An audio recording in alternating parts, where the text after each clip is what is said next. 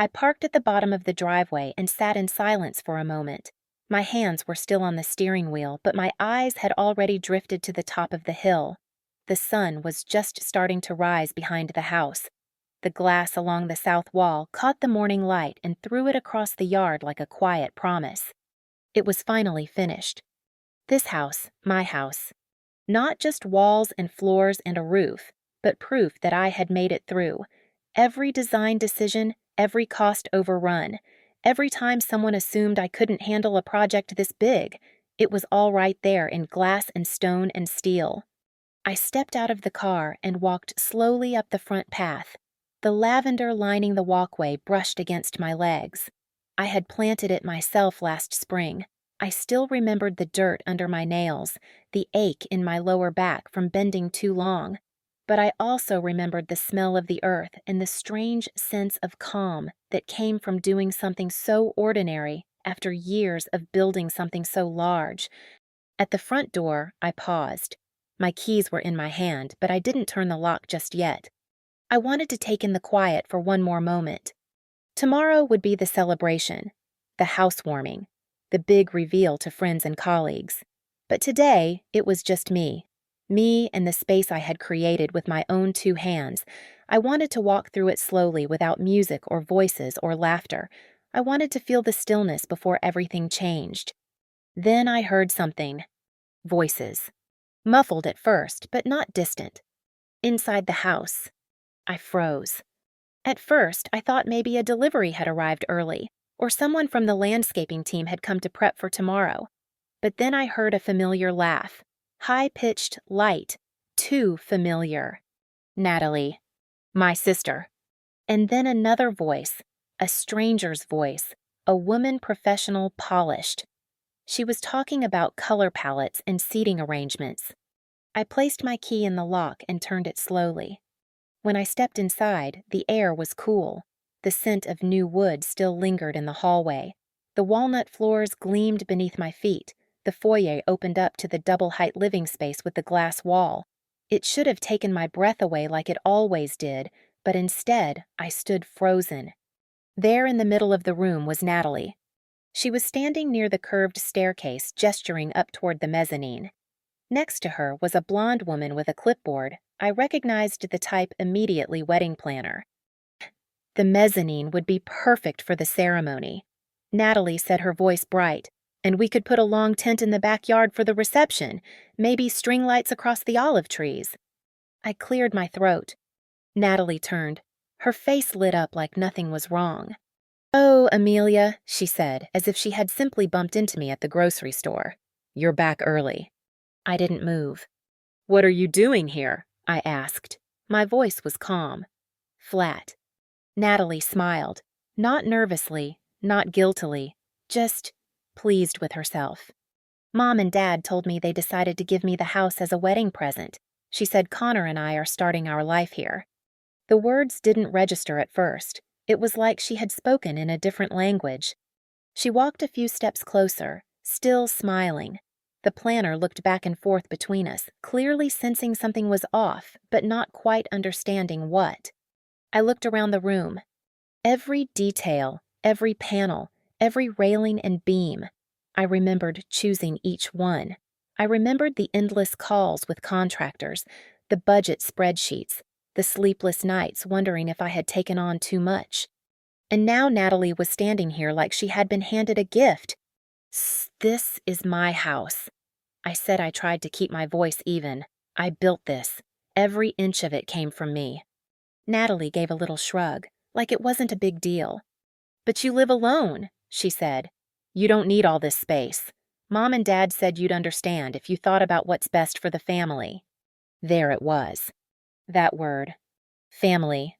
The word that had been used all my life to explain why Natalie got more, why I was expected to give more, why I had to be the one who made peace, who kept quiet, who sacrificed. But this wasn't a childhood argument over toys or curfews.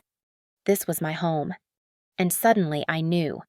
Whatever happened next, it wouldn't be quiet. It wouldn't be easy. The stillness was over. The storm had started. When I was 8, I learned to stop crying. It happened the summer Natalie was born.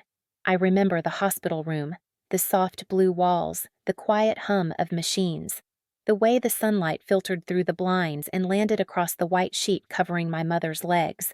I stood beside the bed with a stuffed bear clutched to my chest, waiting for someone to notice me, but everyone was focused on Natalie.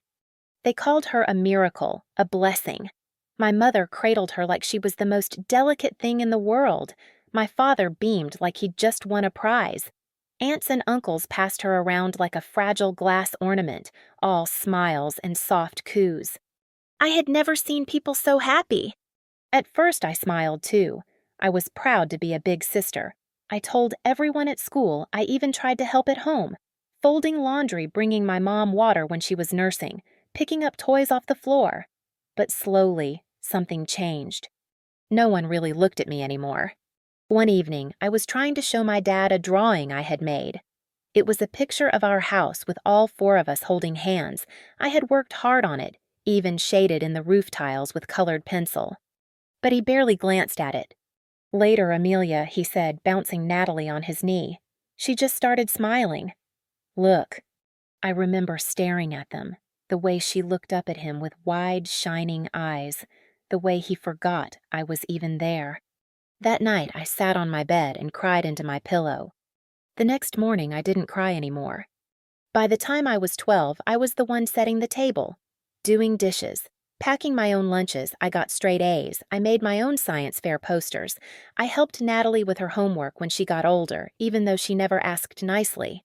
And every time something went wrong, every time Natalie lost something or broke something or forgot something, it somehow became my fault. Amelia, why didn't you remind her, Amelia, be the bigger person, Amelia, you know better? That phrase stayed with me. You know better. It wasn't praise, it was permission. Permission for them to expect more from me. Permission to expect less from her. I still remember the Christmas Natalie ruined the family camera. She had taken it outside and dropped it in the snow. My father found it the next morning, soaked and broken. Natalie cried and said she didn't know it wasn't waterproof. Then she said I should have stopped her. I was in my room reading when it happened, but it didn't matter. They believed her. And when I got upset, when I raised my voice, my mother gave me that look, that tired, disappointed look. Don't make this a big deal, she said. She's your sister. She's still learning. I wasn't allowed to make things a big deal. I was supposed to rise above always. Even when it hurt. Especially when it hurt. By the time I turned 16, I had stopped trying to be seen. I focused on school, on scholarships, on internships. I found validation in awards, in deadlines, in clean lines and precise measurements. Buildings made sense to me. They followed plans. They stood or fell by effort and design. Not favoritism. Not emotion.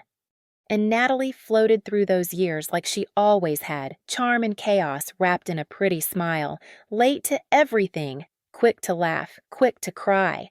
She always had a safety net. I was the net. It's strange how childhood doesn't disappear. It echoes. In small ways. In tone, in posture. In the moment, someone uses your silence as permission. In the way your own parents look at your house and see it not as your achievement, but as something up for negotiation. Standing in my foyer that morning, I didn't just hear Natalie's voice. I heard the echo of every year I had swallowed my own. Natalie's smile didn't fade even after I told her this was my house. She stood there in the middle of my foyer, hands on her hips like she belonged. The wedding planner shifted awkwardly beside her, glancing between us. Come on, Natalie said, waving a hand toward the staircase. You weren't even here this morning? You're always working. You're never home. It makes sense, Amelia. You've done well. You can build another one. I didn't answer. I couldn't. Because something in her tone told me this wasn't just a misunderstanding. This wasn't impulsive. It was rehearsed. Just then I heard the back door open, footsteps on tile, then voices I knew too well. My mother walked in first, holding a stack of brochures. Oh, good, the planner's still here, she said without even looking at me. I found the catalog for the floral arches. I think white orchids would go beautifully against the glass wall. My father came in behind her silent. He kept his eyes on the floor. I took one slow step forward. "Mom," I said, "what is going on?" She looked up surprised by my tone. "Honey," she said in that soft, coaxing voice I'd heard my whole life. "We just thought, well, Natalie's getting married, this house is so big, too big for one person and you're hardly home. We figured it made more sense." "You figured I cut in my voice lower now. You figured you'd just hand it over." "It's not like that," she said quickly. "It's still the family's. We just thought Natalie and Connor could start here with stability." The planner had gone quiet. Her eyes wide, she was slowly backing away toward the door. I turned to my father. "Did you know about this?" I asked. He didn't speak, just looked at me then away. That was answer enough. The walls of the house felt like they were closing in. Not because I was afraid, but because I finally saw it clearly. This wasn't Natalie being entitled. This was my parents deciding once again that my work was less important than her convenience, that my independence was a reason to take not to respect, that I didn't need what I built if someone else needed it more. I took a slow breath. Natalie walked toward the kitchen, gesturing to the planner again. "We'll probably need to rent extra tables," she said. "The backyard can fit at least 100 people." I followed her with my eyes not moving. She didn't even ask. She didn't pause. She was planning a wedding in my home while I stood there. As if my presence was the interruption. I turned back to my mother. "You said I'd understand," I said. "Did it ever occur to you to ask?" She opened her mouth, closed it, smoothed her blouse. "I didn't think you'd mind," she said softly. "You've always been so strong." There it was again. Strong. As if that word gave her permission to ignore me. I looked down at my hands. They were steady. Colder than usual, but steady. This wasn't a misunderstanding. This was a decision. And I wasn't going to let it stand. I didn't raise my voice. I didn't have to. The silence I held was loud enough. Natalie continued talking with the wedding planner like I wasn't even there. My mother circled the room, gesturing to imaginary floral arrangements. My father stayed near the hallway, arms crossed, eyes never lifting. It was surreal. I had spent years imagining the first time I'd stand in this house completed, I thought I would feel proud, free, safe. Instead, I felt surrounded. Not by walls. By them. "Natalie," I said quietly, "you need to leave now." She turned, slowly blinking like I'd just spoken a foreign word. "Why are you being like this?" she asked. "You're always so reasonable." I looked at her. Reasonable. That's what they called it when I didn't object. "You're planning a wedding in a house that isn't yours," I said. "You didn't ask. You didn't even tell me. You walked in like you owned it." She stepped closer, her voice dropping. "I didn't know you'd be so possessive." The word stung. Not because it was true, but because it wasn't. This wasn't about possession. This was about effort, about what it took to get here, about how many nights I'd spent staring at numbers, wondering if I was making a mistake, about the years of saving, sacrificing, and pushing myself past exhaustion. My mother placed a hand on my arm. "Sweetheart," she said gently, "you have so much. Natalie's just starting out. This house could mean a real beginning for her." "She's not entitled to my beginning," I replied. My voice was still calm, but inside I was shaking. Not from fear, from restraint. My father finally spoke. "Amelia, this isn't worth fracturing the family over. We're trying to do what's best for everyone." "Everyone." "Not me." "Just everyone else?" Natalie let out a small theatrical sigh. "You're always so cold," she said. "No wonder you're alone." That did it. Not because she questioned my relationship status, but because she used it like a weapon. Because she thought my independence made me weaker. Because she thought being alone meant being lesser. I stepped back. Then I turned and walked to the dining table. Opened my laptop. Typed in a few commands. I turned the screen so they could see. These are the building permits, the invoices, the ownership deed. All in my name, every dollar came from my account. Natalie's smile cracked for the first time. But Mom said. I cut her off. Mom said a lot of things. None of them changed the facts. My mother's voice wavered. You're tired, that's all. You're not thinking clearly. No, I said, for once I'm thinking very clearly. The air in the room shifted. Something inside me hardened, not into anger, but into resolve. I'm done being the one who understands, the one who gives the one who stays quiet. Natalie opened her mouth, but I didn't let her speak. You have 10 minutes to leave. After that, I'll call security. They stared at me like they didn't recognize who I was. But I had never seen myself more clearly. The house had not changed. After they left, I stood by the front door for a long time. The house was quiet again, but it wasn't the kind of quiet I had hoped for. I walked slowly to the kitchen, opened a drawer, and pulled out a business card. It was one I had saved months ago, just in case. The security company I dialed the number and set up an urgent appointment. I wanted all the locks changed by nightfall, cameras installed, entry points monitored. This wasn't about fear. It was about control, about taking it back. The technician arrived within 2 hours. I walked him through the property, pointing to every door, every window, every possible breach. I gave instructions without hesitation. While he worked, I opened my laptop again. I created a backup folder and labeled it clearly. Inside, I uploaded copies of the deed, the builder contracts, and every financial receipt tied to the house. Then I sent the folder to my attorney. Subject line: ownership documentation. Message: if anything happens, this is everything. I also asked him to review the possibility of a formal notice barring Natalie and my parents from entering the property again. I didn't use words like trespassing or restraining order. Not yet, but I made it clear I was serious. I had stayed silent for so long that they thought I never would speak. But silence was not agreement. Not anymore. By nightfall, the locks had been replaced. A new keypad had been installed at the main entrance. Cameras blinked softly from the corners of the ceiling. The technician showed me how to monitor everything from my phone. He asked if I wanted facial recognition set up. I said yes. When he left, I stood in the foyer again, just like I had that morning, but everything felt different now.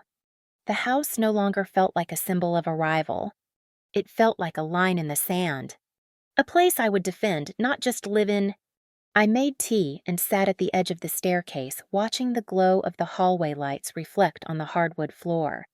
I thought about Natalie, about my parents.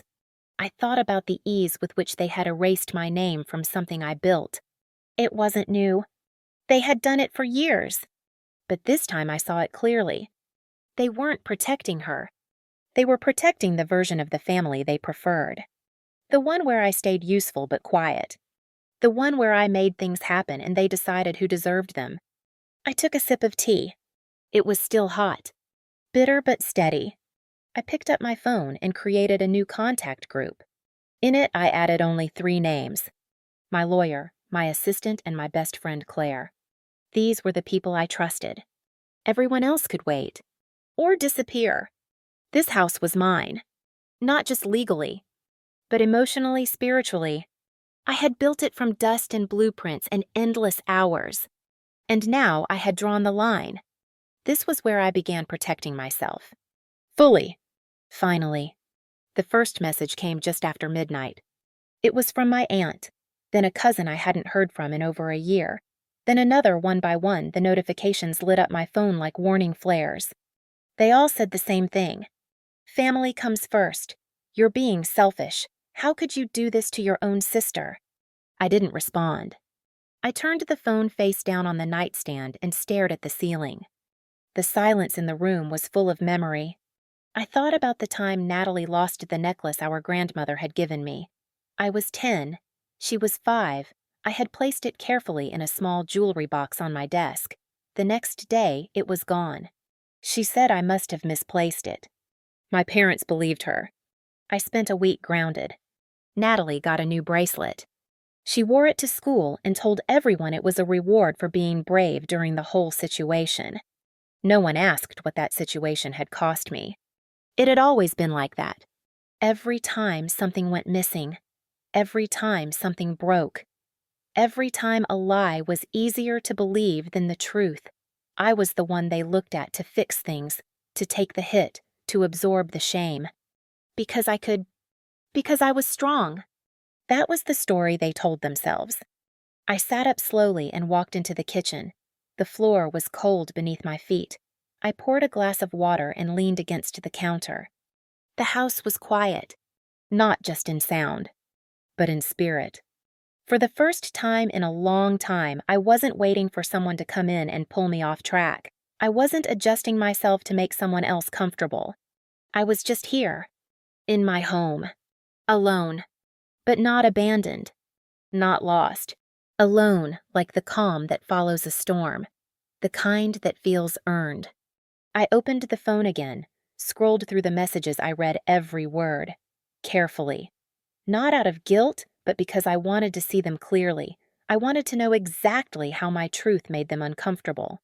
One message read, "You only have one sister. Houses can be rebuilt, but broken families stay broken." I read it twice. Then I put the phone down. They weren't asking why I had to do what I did.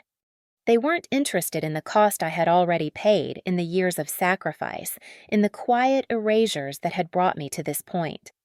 They just wanted me to be quiet again, to take the hit, so the family wouldn't feel the tremor. But I wasn't going back. Not this time.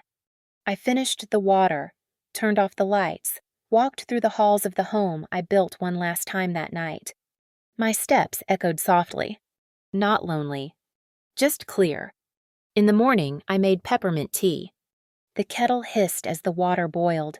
The soft click of the switch turning off filled the kitchen. I poured the water, let the steam rise, and stood still with the cup in my hands. Outside, the lavender was just starting to catch the light. The leaves moved gently in the wind. The quiet didn't feel heavy today. It felt chosen. I sat by the window. My phone was on the table beside me, still buzzing, still full of voices trying to pull me back into a story I no longer belonged to. I opened the contacts list. First, I blocked Natalie's number, then my mother's, then my father's. Just 3 taps for each.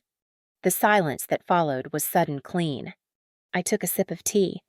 The warmth spread slowly through my chest, not comfort, not sadness, just presence. I was here, in this moment, not waiting to be interrupted, not explaining myself, not apologizing for being the one who said no. This time, I wasn't the one making space for others. I was making space for myself. Later that morning, I opened my laptop. I reviewed every file tied to the house, the first sketches, the contractor agreements, the invoices, every design change logged and noted, all backed up to a hard drive. Then I sent copies to Alec, my attorney. Subject line, villa documentation message, just in case. He replied within the hour. Got it. You're covered. Let me know if anything changes. I stared at his message for a while. Then I drafted another email. Subject security upgrades. Message. I'd like facial recognition access added at the gate. No one should be allowed in without my approval. I sent it, then closed the laptop. I was preparing, not out of fear, but out of clarity. I didn't know what would come next, but I knew I was no longer going to meet it halfway just to keep peace. Peace, I was learning, came from standing still inside your own boundary. Not bending to avoid conflict. Not shrinking to protect someone else's feelings. I drank the rest of the tea slowly. I watched the sun rise a little higher. For years I thought silence meant weakness. Now I knew better. Silence could be strength too. If it was yours, if it was chosen. And this time it was mine. It was late afternoon when the doorbell rang. I had no appointment scheduled, no deliveries. On the monitor I saw a face I recognized but barely knew. Derek, Natalie's fiancé. I hesitated before opening the door. He stood there in a pressed gray shirt holding a thin folder in one hand. His eyes didn't meet mine right away. His jaw was tight like he hadn't slept. "Amelia," he said. "Sorry to show up unannounced. I wasn't sure who else to talk to." I stepped back and let him in. He walked into the living room and sat on the edge of the couch, still holding the folder. "She told me this house was hers," he said. "Sayed, your parents gave it to her as a wedding gift, that it was in your name, just for tax reasons." I stayed quiet. He looked up. I believed her. He said I shouldn't have, but she was so convincing. I waited. He opened the folder and pulled out a stack of papers. She's been using your name, your credentials. She's telling investors she's a real estate developer, that she designed this villa. I took the pages and flipped through them. Screenshots of social media posts, photos of Natalie standing in front of my gate, in the kitchen by the pool, smiling like it was hers. Captions talking about luxury design, custom floor plans, exclusive investment opportunities. My throat tightened. She registered a fake company, Derek continued, Crawford Estates. She used images of your house in her pitch deck. He paused. And she's been applying for loans. Using my parents' names, I think some of the signatures are forged. I looked at the last page, bank documents, loan applications. Numbers that made my stomach turn. How long has this been going on? I asked. Months. He said, she got secretive after the engagement party. When I pressed her, she got defensive, accused me of not believing in her. Then yesterday, I found this. He pulled out one more sheet. A fake business license, with my name misspelled, but close enough. I stood and walked to the window. I needed a second to breathe, to keep from saying something I couldn't take back. This wasn't just Natalie being entitled. This was fraud. Intentional. Planned. And bold enough to be public. I turned back to Derek. Thank you for coming, I said. You didn't have to. I almost didn't, he admitted. But I couldn't let it go. Not when I saw what she was doing. Not to you, not to the people she's pitching to. I walked to the bookshelf and opened a drawer. Pulled out a flash drive I had prepared weeks ago just in case. Inside were scanned copies of every legal document tied to the Villa Blueprints Permits Proof of Payment deed in my name. I handed it to him. Take this to the police if anything happens, I said, and I'm sending everything to my lawyer tonight. He nodded. What are you going to do? He asked. I didn't answer right away. Because the truth was, I already knew. It was time to act. No more warnings. No more assuming it would blow over. Natalie hadn't just crossed a line. She had burned it behind her. And now I would hold her accountable. The alert came through my phone at 10:42 in the morning. Motion detected in the main hall. No one was scheduled to be at the house. No deliveries, no maintenance. I opened the camera feed. My heart stopped. Natalie. She stood in the center of the living room holding an iPad, speaking to a group of well-dressed people. There were 8 of them. Maybe more. Some were taking notes. One had a camera. As you can see, she said, this is the first in a series of luxury properties developed by my firm. I designed every inch of this villa myself. I almost dropped the phone. She wasn't just lying. She was using my home to commit fraud, hosting a live investment tour claiming to be me in front of witnesses. I didn't hesitate. I dialed. Santa Clara Police Department, the operator said. There's an intruder in my home, I said calmly. She is violating a court order and she's soliciting investments under a false identity. I gave the address. I have security footage. The house is under my legal ownership. We're dispatching officers now, the operator said. I kept the feed open. Natalie was still talking. She waved toward the windows. We'll break ground on the second villa by spring, she said, and early investors will receive a full percentage bonus on returns. Then outside I saw the squad car pull up. 2 officers approached the door. They knocked once, then stepped inside. Santa Clara Police, one of them called out, Everyone stay where you are. The room fell silent. Natalie froze. One of the men turned to her. What's going on? Another whispered, You told us this was your house. The officer looked directly at Natalie. Are you Rachel Crawford? He asked. That was her middle name, one she sometimes used online. She nodded slowly. You're under arrest for trespassing, impersonation, and possible financial fraud. Please come with us. She started to protest. No, wait, this is all a misunderstanding. But the officers were already moving in. I stepped through the front door, then quiet calm. The investors turned. I held up a folder. My name is Amelia Clark. I said, This is my home. I designed it. I funded it. I own it. Everything you were told today is a lie. One man looked furious. I wired a deposit last week, he said. Another woman shook her head. We saw her name on documents. All forged, I said. All part of an ongoing investigation. Natalie stared at me, her face pale. You're ruining everything. No, I said you did that the moment you walked through my door. They led her out in handcuffs. I didn't follow. I stood by the doorway watching the officers guide her into the car. A few neighbors had come outside. Some watched from porches. Others whispered from driveways. The doors closed. The sirens faded. But the noise was just beginning. That afternoon, my phone started ringing. My mother. My uncle. A family friend from the East Coast. How could you do that to your sister? Arrested in front of investors. You embarrassed the whole family. I didn't argue. I didn't explain. I let them speak. Then I hung up. I walked into the kitchen, poured myself a glass of water, sat at the island. It was quiet again, but not the kind of quiet that feels like absence. The kind that feels like truth. Natalie had made a choice, and I had made mine. This wasn't revenge. It was protection. Of my home. Of my name. Of everything I had built. And I had no regrets. The sun was just starting to set when the first guest arrived. Claire walked through the front door holding a bouquet of yellow tulips. Her smile was wide and familiar. This house, she said, stepping into the living room. Amelia, it's even more beautiful than the renderings. I laughed. It almost broke me, but it was worth it. Soon, the others followed colleagues from old projects, friends from college, my architect, my assistant, even my neighbor from 2 houses down. No one asked about Natalie. No one brought up the news stories or the whispers still circling online. They were here for me, and this time I let them in. The rooms filled with soft conversation and the clink of glasses. The kitchen buzzed with quiet joy.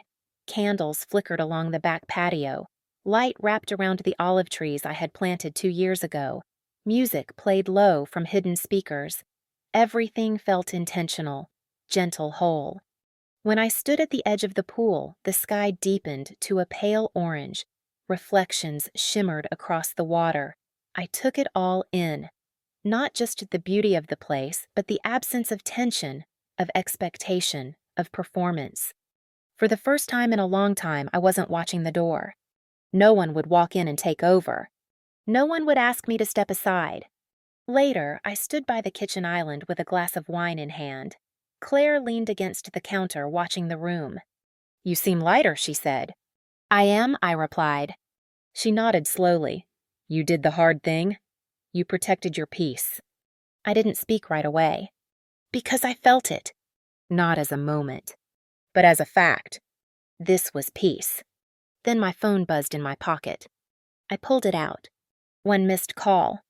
My mother, followed by a voicemail. I didn't play it. At first, I stared at the screen, letting the sound of laughter and music fill the space between me and the message. Finally, I stepped into the hallway and pressed play. Her voice was low, tired, fragile, in a way that felt rehearsed. Amelia, I'm calling to ask you to reconsider Natalie. She's pregnant. She's in a fragile state. The doctor says stress could affect the baby. She paused. You've already made your point. You have the house, the name, the career. Do you really want to press charges against your sister while she's carrying a child? The message ended. I stood still. Not angry. Not even surprised. Just sad. Because even now, she didn't ask how I was. Didn't ask what it had taken to hold the line. Didn't see the difference between winning and surviving. I slipped the phone back into my pocket. Walked to the terrace. Looked out over the valley below. The lights of the city flickered in the distance. And behind me in the home I had built with my own hands, people who truly saw me laughed and lingered. I smiled. The party was mine. And so was the peace. The next morning I opened my laptop and scanned through the project calendar. 5 new proposals had landed in my inbox overnight. 3 were referrals. 2 came from clients who had seen my name in the papers after the arrest. Not because of the scandal, because of how I handled it. The narrative had shifted. I wasn't just the woman whose sister tried to steal her identity. I was the woman who stood her ground, who defended her work, who didn't back down even when the pressure came from family. My firm signed 2 new contracts that week, both with developers who said they admired how I protected what I built. It wasn't revenge. It was recognition. I didn't post about it online. I didn't send out press releases. I just kept working, kept building. And little by little, I stopped second-guessing myself. I stopped explaining my choices to people who never asked about the cost behind them. I stopped apologizing for being firm, for being focused, for saying no without guilt. I had spent years softening my voice to keep the peace. Now I let it be steady, direct, clear. Some nights I sat on the back deck with a cup of tea and watched the city lights. I no longer waited for a message or a knock or an apology that would never come. The door stayed closed. And that was a kind of love, too. Loving myself enough not to reopen wounds just to make someone else more comfortable. One afternoon, Claire came by with takeout. We sat on the terrace eating quietly, the breeze moving through the olive trees. She looked at me and smiled. "You know she said you don't carry it the same way anymore." "What do you mean?" "All of it. The family stuff. The weight of it. You used to hold it like it was yours to fix." I nodded. "I used to think being strong meant being available." I said, "Always showing up, always staying quiet, always making room." And now I think strength means knowing what I won't allow anymore. Claire reached for her drink. "You look peaceful," she said. "I am," I told her. It wasn't the loud kind of peace. It was quiet, rooted, firm. There were still moments of ache, of memory, of wondering how different things could have been. But I no longer chased those thoughts. They could come and go, like the wind, because I was no longer moving. I had found my place, and I was staying in it. The envelope arrived on a Tuesday morning. Cream-colored, no return address. Just my name written in a handwriting I hadn't seen in months. I didn't open it right away. I placed it on the desk in the reading room, let it sit there while I made coffee, while I sorted project files, while I answered emails with careful professional focus. But the envelope stayed. Quiet. Waiting. Late in the afternoon, with the sun coming in through the tall windows and a breeze stirring the papers on my desk, I sat down. I opened it with steady hands. Inside was a folded sheet of lined paper.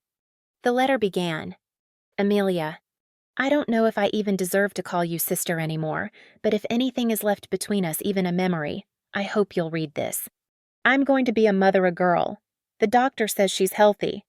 Last week I felt her kick for the first time, and I cried.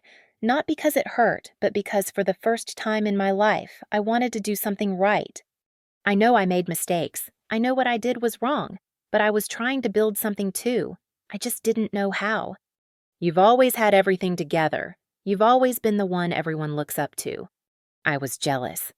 I still am, if I'm honest.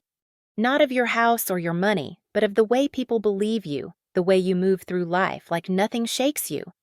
I wanted that. Maybe I thought if I took something of yours, it would give me some of that power. It didn't. It just made me feel smaller. You don't have to forgive me. I wouldn't blame you if you didn't. But if my daughter ever asks about you, I want to be able to tell her the truth. That her aunt is strong. That she never let anyone take what she built. And that maybe one day she forgave the person who almost ruined it. Natalie. I read it twice. Then folded it again. I didn't feel anger or even sadness. Just stillness. The letter was what I expected. A mix of guilt and admiration. A soft plea wrapped in regret. It touched just enough truth to sound sincere, but the deeper message was clear. She still saw me as a fixed point, someone to reach for, someone to define herself against. Even now, even here. But I was no longer standing in that role. I was no longer holding the balance between us. I walked to the file cabinet and opened the bottom drawer. It held old contracts, canceled drafts, things that once mattered but no longer did. I placed the letter inside and closed it. Not to forget, but to leave it where it belonged. In the past, I stepped outside and walked the length of the garden, The olive trees rustled, the lavender brushed my legs as I passed. Above me, the sky was starting to turn gold. I didn't feel the need to respond. Not because I was cold, but because I had already made peace. Not with Natalie, but with myself, and that was enough. 6 months later, I stood on a stage at a women's leadership forum. The room was filled with architects, planners, designers, young women just starting out, older women who had fought through decades of being dismissed. The energy was strong, focused, real. I didn't speak about my house. Not at first. I spoke about being overlooked, about the pressure to be reliable, quiet, unshakable. I talked about what it felt like to build something with your own hands while being told you had to share it because you didn't fit the story others wanted for you. Then I spoke about boundaries, about how it's okay to say no, even to family, especially when saying yes means losing yourself. The room was quiet when I finished. Then the applause came, long, steady, not loud but deep. I didn't smile for attention. I smiled because I had said what needed to be said. Afterward, a young woman approached me, maybe 22, bright eyes, nervous hands. "Thank you," she said. "I didn't know it was okay to stand up for yourself and still be kind." I looked her in the eye. "It's not always easy," I said, "but it's always right."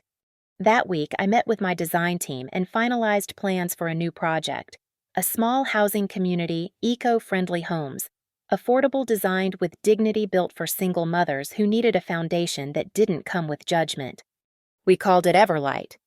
The name came to me during a quiet night on the terrace. I had been watching the sky darken over the hills. The city lights had just started to blink awake. I wanted these homes to feel like that. A beginning. A light that stayed on even when everything else turned cold. I put everything I had learned into the project. Not just skill, but heart boundaries balance. We broke ground in the fall. On the morning of the ceremony, I walked the lot alone before anyone arrived. I placed my hand on the wood framing of the first home. The air smelled like sawdust and open sky. This time, I wasn't just building for myself. I was building for others like me. Women who had been told to carry more, who had stayed quiet, who were finally learning to speak. That evening, I sat on the rooftop terrace of my villa.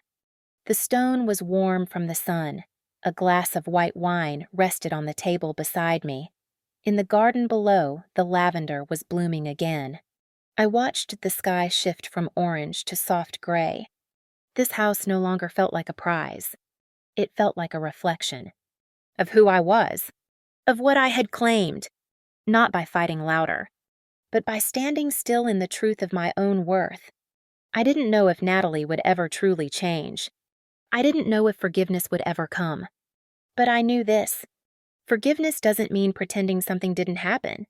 It means choosing not to carry the pain forward. And I wasn't carrying it anymore. I had cleared space for something better. Not status. Not power. But peace. And I was finally home. Amelia's story is not just about a house. It is about drawing the line between silence and self-respect. For years, she was the dependable one, the quiet one, the giver. But when everything she built was nearly taken from her, she chose to stand, not with anger, but with clarity. Her journey reminds us that true strength often goes unnoticed, and that independence is not loneliness. It is self-trust. Amelia did not seek revenge. She sought peace, and in doing so, she became the architect not just of buildings, but of her own boundaries. If this story spoke to something inside you, something quiet but real, consider sharing your thoughts in the comments. Your voice might help someone else find their own. Like, follow, or subscribe if you'd like to hear more stories about healing courage and the quiet power of standing your ground.